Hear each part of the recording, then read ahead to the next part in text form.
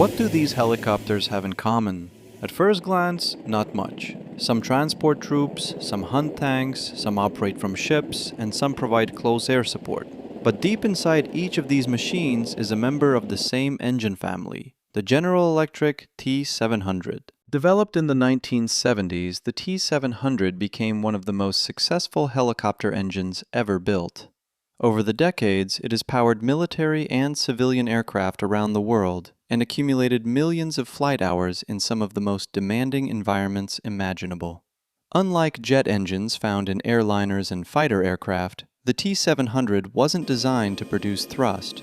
Its job is to convert fuel into shaft power and drive the rotor system that keeps these helicopters in the air.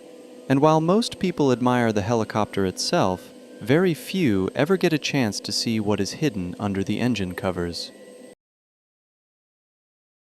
And even if you could stand next to one, understanding what is happening inside is another challenge entirely. But there is another way to look inside. This model allows us to explore the major components of the engine and understand, at a high level, how all those systems work together. So let's use it to follow the path of the air through the engine. The journey begins here, at the engine intake. But before the air even reaches the compressor, the T700 has to deal with a problem that most airliners rarely encounter. Helicopters spend a lot of time close to the ground, where rotor wash constantly kicks up dust, sand, dirt, and debris. And that's a serious problem. A turbine engine ingests enormous amounts of air. If that air contains abrasive particles, they can gradually wear down the compressor blades and reduce engine performance. To help solve this problem, many T700-powered helicopters use a particle separation system. The principle is surprisingly simple. The incoming air is forced to spin as it passes through the separator. This throws the heavier particles outward, while the cleaner air remains closer to the center, where it continues toward the engine. The separated sand and dust are then collected by these ducts and expelled from the system before they can reach the compressor. Once the air has passed through the separation system, it enters the compressor section. The compressor's job is exactly what the name suggests. It compresses the air. Each stage squeezes it a little more, increasing its pressure before it reaches the combustion chamber. Once the air leaves the compressor, it enters the combustion section. Fuel is injected into this combustion zone and ignited, producing a steady stream of high-energy hot gases. The resulting hot gases then expand and flow through the turbine at the rear of the engine. The turbine stages capture energy from the hot gases and convert it into rotational power through shafts running through the center of the engine. The first two turbine stages are connected to the compressor section at the front of the engine and provide the power needed to keep the compressor turning and the engine running. The last two turbine stages have a different job.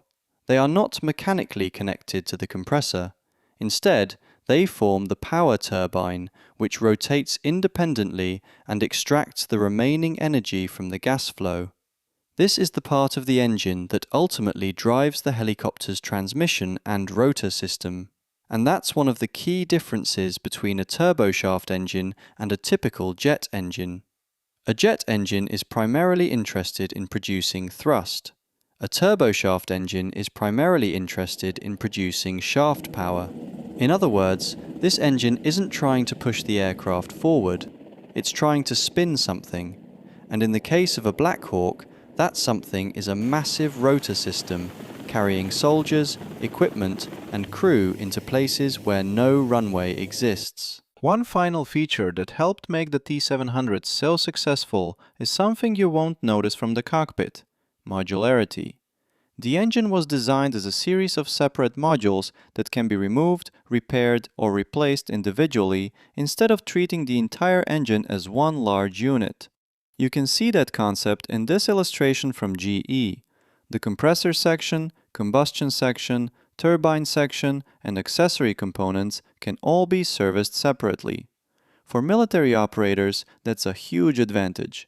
Instead of removing an entire engine and sending it away for overhaul, technicians can often replace or repair specific modules and return the aircraft to service much faster. What's interesting is that the model follows the same philosophy. Here we have the intake and compressor section. Here is the combustion section, and here is the turbine section. Rather than building one large assembly all at once, we're going to construct the engine module by module, just like the engineers who designed the real thing intended. And that's exactly what we're going to start doing in the next video. So if you'd like to see how this all-metal T700 comes together, make sure you're subscribed. Thank you for watching. I'll see you in the next one.